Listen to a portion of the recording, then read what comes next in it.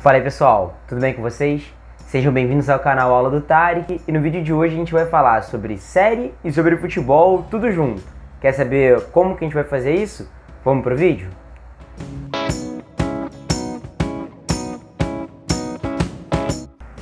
No vídeo de hoje a gente vai falar sobre a série da Netflix chamada The English Game. Você já assistiu essa série? Cara, ela é muito boa, ela trata da origem do futebol na Inglaterra, mas também trata bastante sobre as relações sociais europeias do século XIX. E é exatamente sobre isso que eu pretendo analisar aqui no vídeo, em que medida nós conseguimos extrair da série informações preciosas para entendermos que sociedade é essa do século XIX. Aliás, podem ficar tranquilos, eu vou ser o mais discreto possível para não oferecer spoilers sobre o que acontece na série. Assistam caso não tenham assistido ainda, são poucos episódios, é uma temporada só, super vale a pena, nós aqui do Aula do Tarek recomendamos, tá? Mas enfim, quando a gente fala sobre a sociedade europeia do século XIX, quais são algumas informações chaves em termos históricos e que são tratadas na série? Uma primeira informação importante é que o século XIX é o momento do avanço da industrialização. Então aquela concepção de uma sociedade urbana, capitalista e industrial, ela vai ganhando corpo, ela vai se consolidando durante o século XIX. E isso gera uma série de mudanças e impactos na vida das pessoas. Como assim mudanças e impactos? Pois é, se as pessoas estão vivendo cada vez mais nas cidades, elas dependem mais do trabalho assalariado, elas precisam estar em fábricas para conseguir o seu sustento, elas vão começar a formar toda uma categoria social particular, que nós conhecemos como proletariado. As pessoas que vendem o seu trabalho para poder cuidar da prole, para poder garantir o sustento dos seus. E essa comunidade de proletários, essa comunidade de trabalhadores, ela não está se arraigando apenas na Inglaterra. Esse é um movimento que está acontecendo em vários grandes centros europeus. E para além da Europa, nos Estados Unidos nós temos também um avanço da industrialização durante o século XIX. E lá no Japão nós falaremos sobre isso quando pensamos na era Meiji, um movimento que também vai representar um avanço do capitalismo industrial nas áreas nipônicas. Inclusive, lá no meu Instagram, quando eu abri uma caixa de perguntas essa semana, oferecendo o espaço para que vocês sugiram novos temas, pediram para falar um pouco sobre a história do Japão. Eu estou bem animado com isso, então comentem aqui, por favor, se vocês gostariam de saber mais sobre a história do Japão, principalmente sobre aquilo que lá na caixa de perguntas foi chamado de história medieval do Japão, a história do feudalismo japonês. A gente vai analisar de maneira crítica esse conceito lá no vídeo que produziremos, mas para isso gostaria de saber se vocês querem mais conteúdo a respeito da história do Japão. Voltando aqui para a história da Europa, enfim, das mudanças que acontecem no século XIX. Qual a importância de sabermos que foi formado o proletariado na Europa no século XIX? Porque à medida que nós temos uma categoria social que se identifica, que pertence a esse nicho, a esse grupo de pessoas que reconhecem características de vida em comum, essas pessoas começam a se movimentar no sentido de pressionar os seus empresários, os seus patrões em cada um dos lugares em que isso acontece, para conseguirem melhores condições de trabalho, melhores condições de existência. É justamente em meio a esse processo de tensões de classe entre capitalistas e trabalhadores que nós vamos ter o surgimento das ideologias de esquerda, como o socialismo marxista, como o anarquismo, que vão municiar em sentido intelectual esses grandes movimentos sociais de operários que pressionarão por mudanças nas suas condições. E é no meio dessa confusão toda, dessas mudanças todas que estão acontecendo no cenário europeu, que surge o esporte que talvez seja o mais querido a nível mundial, pelo menos no meu coração, é aquele que ocupa um espaço privilegiado e aqui nesse canal, consequentemente, também, que é o futebol. E o futebol surge dentro do âmbito, dentro de um meio extremamente elitista e excludente. O futebol ele surge na Inglaterra como um esporte e vai ganhando as suas regras que são construídas ao longo do tempo entre as elites, entre a aristocracia britânica, o alto capital britânico, só que ele não vai ficar restrito e limitado no seu acesso em relação a esses cavaleiros, esses gentlemen, como eles gostariam de se referir. Ele também vai penetrar as camadas populares, ele também vai alcançar enquanto esporte os trabalhadores dessas indústrias que estavam ali em formação e consolidação nesse período. E o futebol mostra exatamente como que... A série mostra exatamente como que o futebol penetra nesses lugares a partir dos próprios empresários, os donos das fábricas.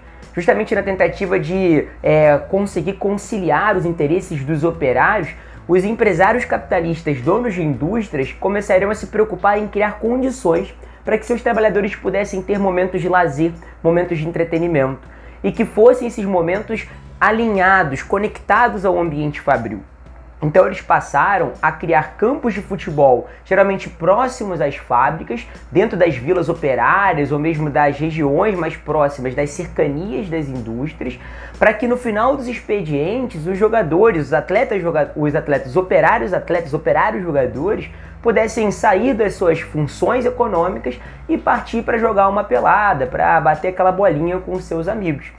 No entanto, à medida que isso vai se arraigando, vão sendo formados os times dessas fábricas que começam a jogar entre si e que começam a se destacar alguns jogadores em relação a outros. E o destaque vai fazendo com que surja ali um grupo de pessoas que vai aos jogos para torcerem, para poderem celebrar as vitórias da sua fábrica, que acaba por representar toda a sua comunidade. E os empresários se ligam nisso, veem como que essas partidas de futebol acabam também representando uma oportunidade para que a sua empresa esteja aparecendo para cada vez mais futuros consumidores. Talvez sendo noticiada a partida entre uma fábrica e outra na mídia, você conseguiria ganhar ainda mais espaço, mais notoriedade como marca. Então começa a haver um interesse por parte desses empresários, desses donos de indústria, em investir nos times de futebol.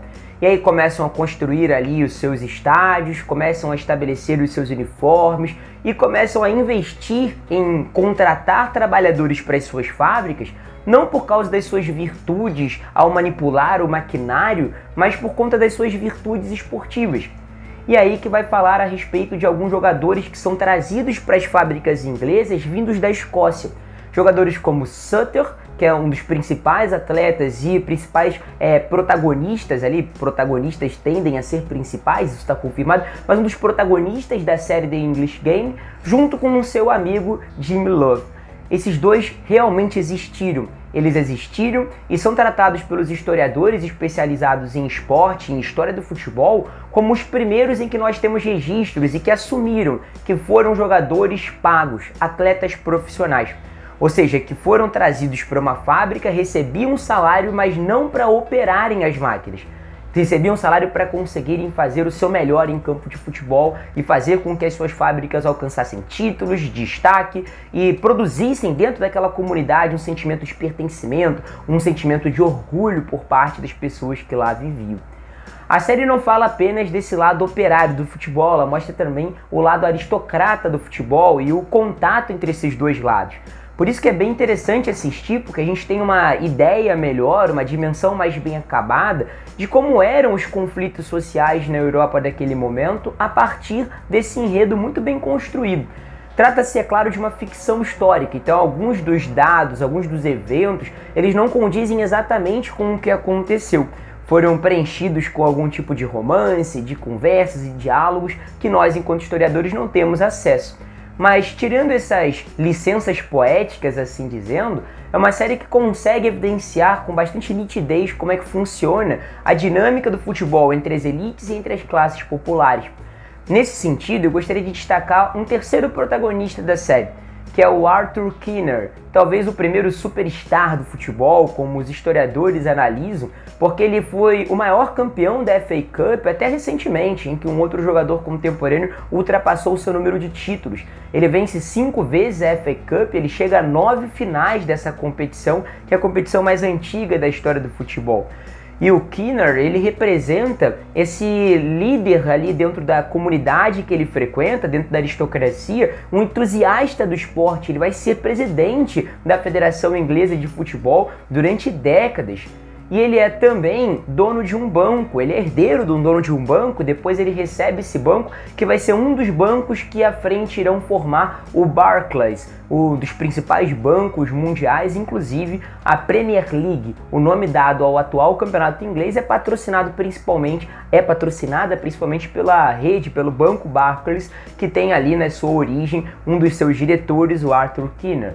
E esse cara, o Arthur, ele vai fazer o possível para que o futebol mantenha-se nas mãos das elites, mas ele em vários momentos na série fica numa situação delicada porque nitidamente o futebol já tinha ultrapassado o muro da aristocracia. Ele já havia sido recebido pelas camadas operárias. E aí era uma questão de escolha.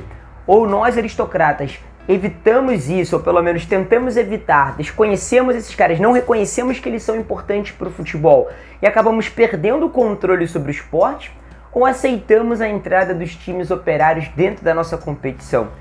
E ele vai ser um dos líderes no sentido de aprovar a entrada dos times operários na FA Cup, na Copa da Liga Inglesa, chegando inclusive às partidas que são retratadas na série, que eu vou evitar comentá-las para que não perca aí a graça, para que vocês não fiquem imaginando não fiquem sabendo, na verdade, qual é o resultado desses jogos entre o time da fábrica, primeiro o Darwen, depois o Blackburn, que vai ser onde o Sutter e o Jim Lowe irão participar, irão jogar, pelo menos é o que a série retrata.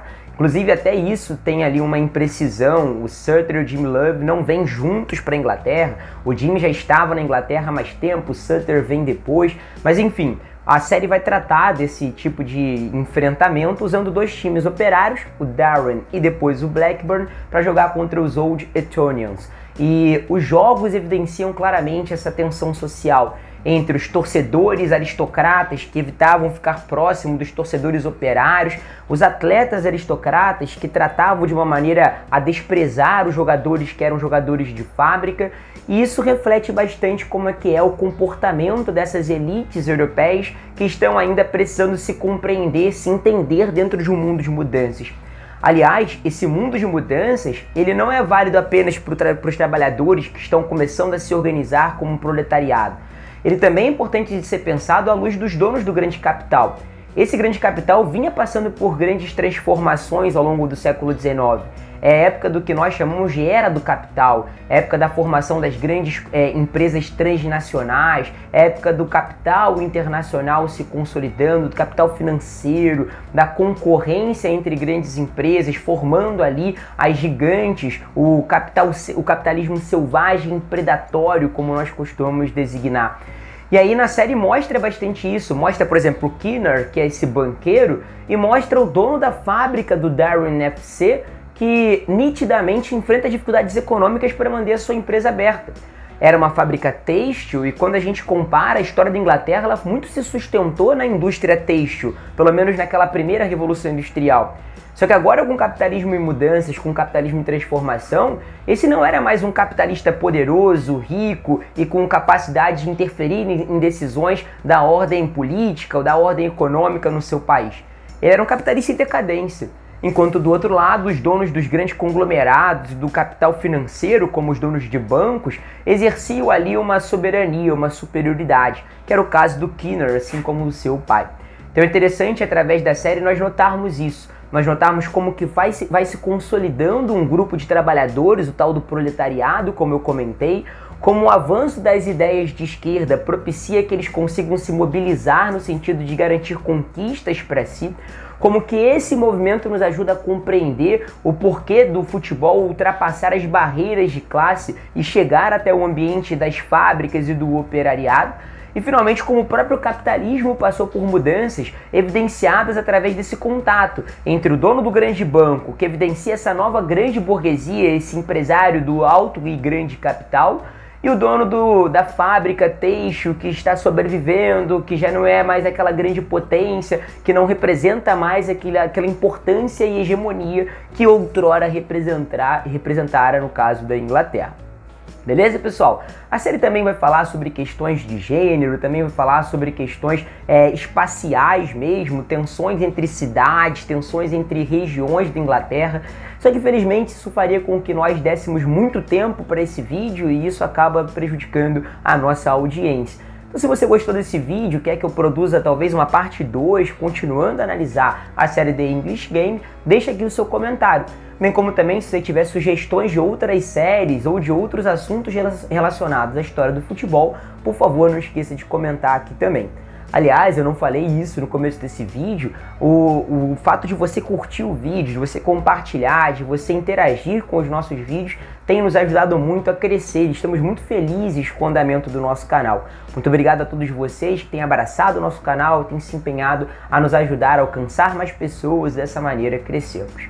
Valeu, pessoal. Até a próxima aula do Tarek. Um beijo grande. Tchau, tchau.